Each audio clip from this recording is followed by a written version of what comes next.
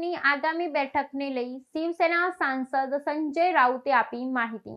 India ब्लॉकની આગામી બેઠકને લઈ શિવસેનાના સાંસદ સંજય રાઉતે આપી માહિતી।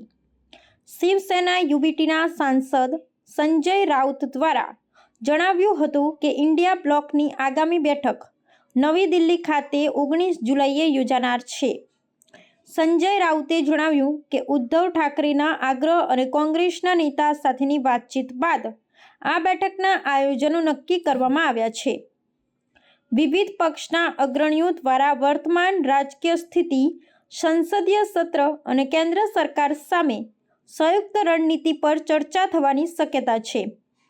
મીડિયા સંવાદ દરમિયાન સંજય રાઉતે ચૂંટણી પંચની પણ કડક ટીકા કરી છે।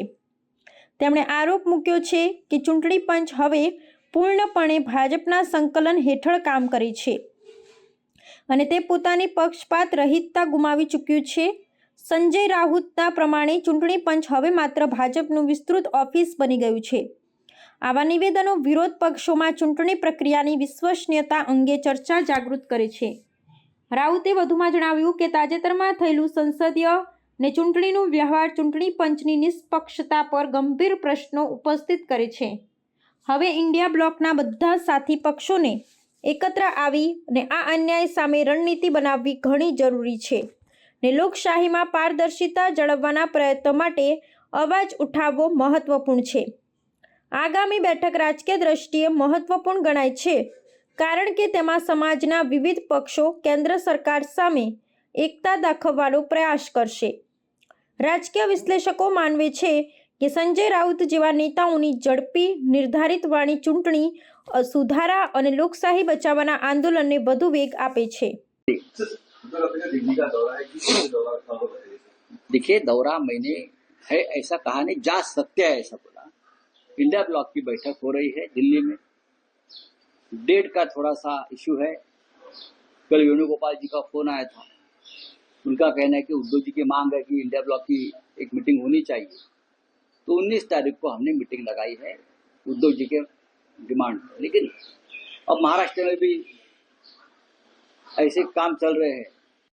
मैं बात करूंगा उद्धव साहब से आज और उनसे चर्चा करने के बाद मैं वापस आपके सामने आ जाऊंगा। Thank you. सर, बिहार में इलेक्शन कमीशन ने बिहार में एक पत्रकार को मामला दर्ज किया। वो रिपोर्टिंग कर रहा था कि जो दस्तावेज है उसमें फेरफार किस तरीके से देखते हो सर कि पहली बार इलेक्शन कमीशन किस तरीके का बर्ताव कर रहा है सर? देखिए, इलेक्शन कमीशन और भारतीय जनता पार्टी हाथ में हाथ मिलाकर काम कर रहे हैं।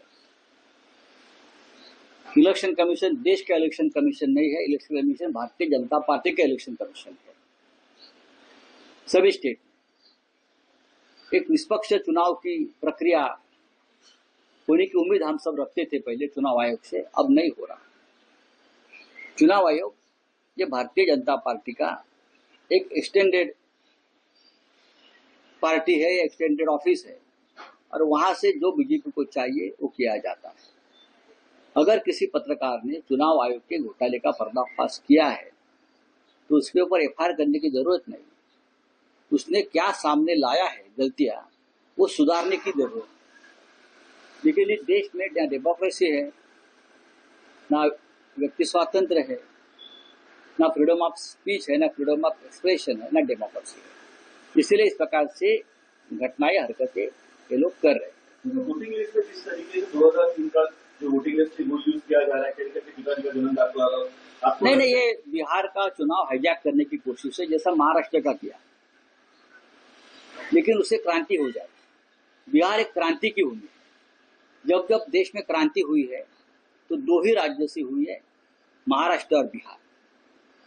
तो बिहार की जनता से हम उम्मीद करेंगे। फडणवीस से कहा, तो फडणवीस ने उद्धव ठाकरे ने कहा है कि आप हमारे शामिल हो सकते हो, किस तरीके से देखते हो? एक घटिया जोक है।